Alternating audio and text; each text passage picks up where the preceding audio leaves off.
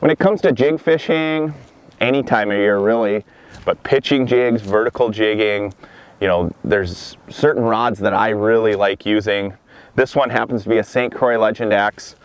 This one's a 610, however I like the 6.8 rods, 610, even a 7-foot rod for this application.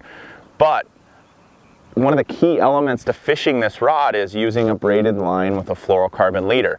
I usually use just a 2 or 3 foot fluorocarbon, whatever's, you know, comfortable, so when you're casting, you know, you're not hitting that knot through your guides. But using that braid and fluorocarbon, there's no stretch and no stretch. Therefore, when I'm jig fishing back to the boat, sometimes it's even a little bit on a slack line, I can feel every little tick, okay? If there's vegetation in the water, or I'm bouncing off of rocks, or if it's a light bite situation, I can feel everything on that rod blank. But another key element to this rod is the fact that it has an extra fast tip. So it's a medium light power, but it's got extra fast action, meaning the backbone loads up right here. So when I'm casting afar or vertical jigging, when I go to set the hook, it's instantaneous. There, you know, it's not loading up, there's no delay.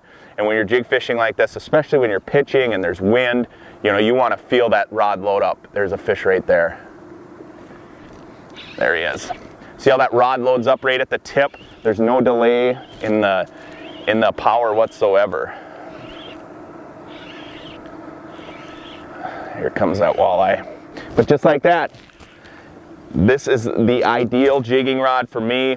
You know, if you do a lot of jig fishing, or you plan on doing a lot of jig fishing, you know, just customizing your rods and using what's comfortable to make this application work at all times, that's always key to putting more fish in the boat. Guaranteed, is getting comfortable just with the right gear and having the right gear to get the job done.